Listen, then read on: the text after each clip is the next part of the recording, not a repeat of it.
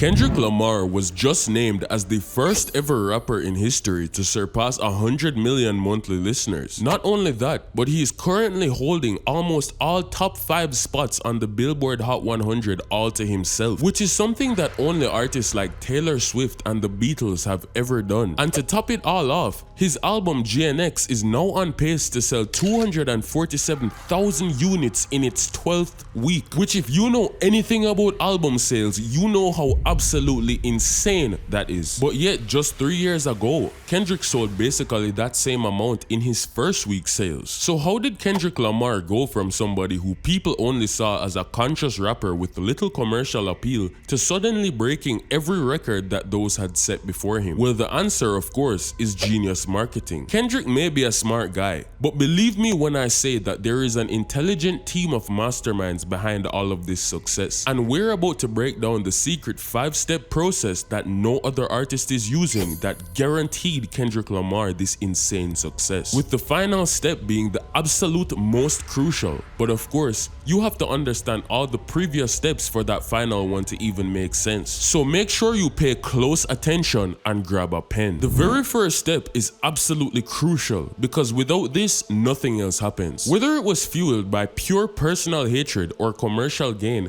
nobody can truly know. But we do need to remember that the beef between Kendrick Lamar and Drake did not just happen out of thin air. It was in fact started and instigated by Kendrick Lamar. After his 2-year hiatus from Mr. Morale and the Big Steppers, he could have restarted his career in any way, but instead, he chose to do it with a subliminally disrespectful verse on a random song of a Metro Boomin album. Not even his own song. Why? Because the first step is going out of your way to forcefully create your own viral moment. Kendrick knew that his random appearance on a Metro Boomin song would make it easily the most talked about song on the album. If he had just dropped a throwaway song of his own, he knew that only his fanbase would have cared about it. And if he dissed Drake on that song but it didn't go on to perform particularly well, that would just be embarrassing. But by doing it on someone else's song, there is no responsibility for how well it performs. And quite frankly, it simply gives the illusion that he's just not trying, which is exactly what you need.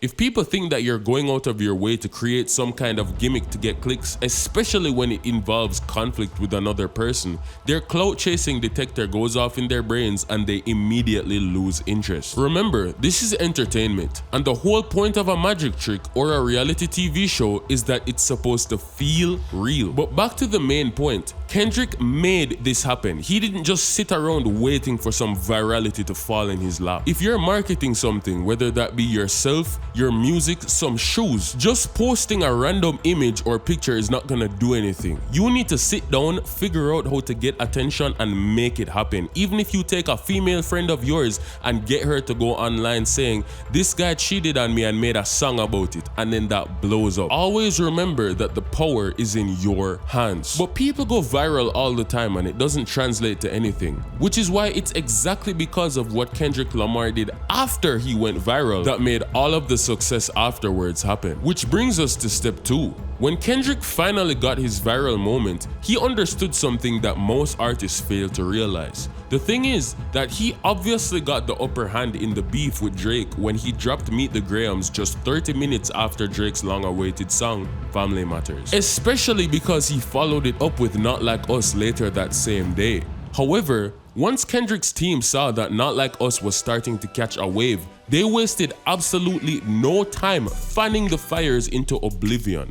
Not Like Us has to be one of the most overplayed songs of 2024 without question. So much so to the point where some people hated it. Everywhere you went, "They not like us, they not like us," on the radio, TikTok, Instagram, in the club. But this was purely done on purpose, because the lesson is that when you finally do get a viral moment, you absolutely have to have no shame in milking it until it's dry. After all, you never know if you will get this chance again. And at the end of the day, even if people are claiming to be annoyed of a song, the game is the game, and the rule of the game is that the more you push and promote a song is the bigger it will get 100% of the time. good or bad attention. Regardless of what some dumb Instagram comment says complaining about how everyone's tired of the song. If everyone was tired of the song, then why is it still on the charts? And realistically, if Kendrick's team had listened to the hate comments and stopped giving promo to Not Like Us, imagine everything he would have missed out on. However, don't get this mistaken. As much as you should never let go of a genuine hit song when you have it on your hands and keep milking it till it's dry, that's not to say that you should starve your fans in the process. Which brings us to step 3. One of the most genius things that Kendrick could have possibly done that most people don't even realize is as deep as it was strategically implemented at the very start of the Not Like Us music video. Now, Not Like Us has absolutely nothing to do with the rest of Kendrick's deep and vast introspective discography. However, if he's gonna have that hype on his name, he might as well take advantage of it. And so he used that moment to transfer the hype of millions of new fans checking him out onto a completely unreleased song, to hook them and guarantee that they stick around waiting for it to drop. Which is why even though GNX dropped with quote-unquote no promo, it already had so much hype behind it. In fact, the very fact that most of you actually believe GNX had zero promo goes to show just how well their marketing worked. Because not only was this one of the most pre-promoted albums ever, but they did it in such a way that made it look like he wasn't trying, using something that I like to call the KFC strategy. When fast food brands like KFC or McDonald's pay millions of dollars for advertising, they're not expecting you to literally get up out of your mom's couch after seeing a tasty chicken sandwich on TV and spend double that amount in Uber money just to get there to buy the food. No. The reason that these companies spend so much on advertising, even though it does not translate to direct sales, is because by being on everyone's subconscious mind all the time, when they do in fact see a KFC in public, or a Chick-fil-A or a McDonald's, they are 9 times out of 10 more willing to buy because they've already been thinking about it all morning without even realizing. You're literally conditioned to think about them every time you're hungry because they're always in the back of your mind. By Kendrick Lamar being on everyone's mind for 6 months straight, with blog pages posting every single accomplishment he made, his songs playing everywhere, and him having hype for new snippets, if he dropped an album when the whole world was already thinking and talking about him daily, of course it's gonna do insane numbers. In fact, that's the whole point of an album rollout. You just didn't see when he did it, which makes it all the more genius. But what made this even more genius was his absolutely masterful usage of step 4, which is one of the most tried and true, age-old marketing techniques in existence. From the very beginning of the beef, on the track Euphoria, Kendrick Lamar made sure to say that his opinions on Drake were not just his own,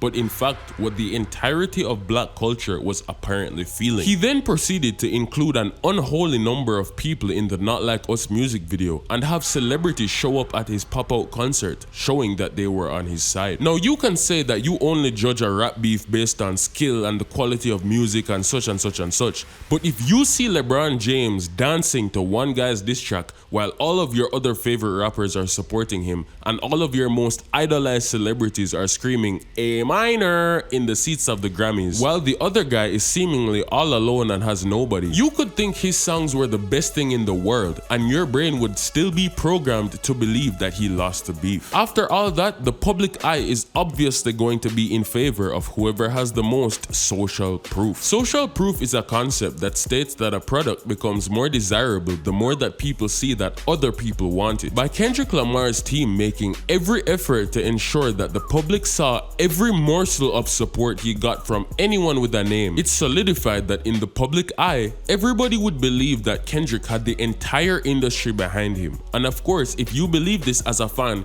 you're 100 times more likely to simply hop on the bandwagon because it's the cool thing to do. Even if it's not just celebrities that were supporting him, the countless clips of the massive crowds chanting the diss tracks were enough to put a dent in Drake's name. But one important distinction that you need to understand, which can make this entire concept null and void, is that just because Kendrick is showing his supporters and Drake is not, does not mean that there are no Drake supporters there. What I mean by this is that Kendrick Lamar's team is simply going out of their way to show the support that they're getting, and Drake's team is not. but that does not mean that Drake is not getting support, because I can promise you, Drake has just as many diehard fans that are willing to ride for him. And I'm sure he has people in the industry who have his back as well. But for whatever reason, he's just not showing it as much as Kendrick Lamar, which is very sad on his part. Because if the public can't see something, then it basically doesn't exist. Unfortunately, that's just the game of marketing. Which also brings me to the very most important point in this entire video. One of the most subtle and overlooked aspects of Kendrick Lamar's marketing can be seen in the very first 5 seconds of this very video that you're watching right now. I started this video by saying that Kendrick is officially the first rapper to surpass 100 million monthly listeners, as well as telling you about like 3 of the other records he broke. However, I myself am not even really a Kendrick fan. I am not supposed to know this information because I legitimately do not care. Never in my life have I gone out of my way to find out information about Kendrick Lamar, yet I still know anyway. Why? Because the Rap TV page, as well as many others for the last 9 months, have been going out of their way to post every single minuscule accomplishment made by Kendrick Lamar during this time. And I mean every single one. From the fact that he had the biggest streaming day of last year, to the fact that he's the first rapper to have 3 albums in the top 10 at one time, to the fact that he gave money to some random school back in his hometown, to how much information they have fed me about this man in the past 6 months. They've even got me thinking that maybe he's the biggest rapper in the game now. So imagine his own fans. And these pages are definitely on payroll by the record labels to keep posting this, because I promise you, nothing is promoted in this world for free. Don't believe me? Alright then, look at it like this. The truth is, every mainstream artist of a reasonable size makes accomplishments every week. However, most of them are not being tracked and spam posted by big pages, which is why when an artist does get spam posted in this way, it gives the impression to the fans that they're the only one winning these kinds of accomplishments, which is actually so far from the truth. Take an artist like The Weeknd, for example, who is bigger than Kendrick Lamar. I can't tell you the last thing I heard about The Weeknd's numbers, except for the fact that he just dropped an album. I'm sure that if his team was invested enough, he could get the same level of push around his accomplishments as Kendrick Lamar. After all, this guy has so many billions of streams and world tours that I'm sure he's doing crazy things that we don't even know about. However, he doesn't publicize it, not as much as Kendrick Lamar. And so to the average fan who's tuned into these news pages, they're just gonna assume that Kendrick is hotter right now than The Weeknd, even if The Weeknd just performed the biggest arena in the world. But again, if somebody doesn't know about something, it doesn't exist. And this is all being done rightfully so, because really, The Weeknd does not have a reason to do this. Kendrick Lamar absolutely does, because Kendrick's team knows that they're going up against a guy who is known for his insane commercial success. And so by highlighting every accomplishment of Kendrick Lamar, it combines every single marketing strategy in this video, from making your own viral moments and creating viral talking points, to milking the situation, to showing social proof and making everyone think everybody likes you, and doing all of this while appearing like you're not trying at all, and makes it so that an underdog like Kendrick Lamar can appear in the eyes of the public that maybe, just maybe, he's actually bigger than Drake now, which is a statement that never would have been uttered, not even after the beef, unless the public was able to watch his growth happen and all of his accomplishments happen in real time. Because now that statement doesn't even feel crazy to say. It's the reason that people now see Kendrick as a justifiable sized artist to perform at the Super Bowl, when if it was somebody like J. Cole, another member of the quote-unquote Big Three, everyone would wonder what the heck is he doing up there. And that's no disrespect to J. Cole, but it's just he's not somebody who the average person outside of rap would listen to like that, just like Kendrick Lamar. Whether or not Kendrick is now bigger than Drake is a question that we'll have to ask ourselves after this hype dies down and the boost and fluff of the marketing is removed from the equation. But until then, all we can do is continue to watch these masterful plays and learn from them. And speaking of masterful plays, if you want to learn the evil way that WhatsApp actually makes money from its customers and how it was started by people with $0 who turned it into a $19 billion company, click the video on your screen right now. And as always, this business has been decoded.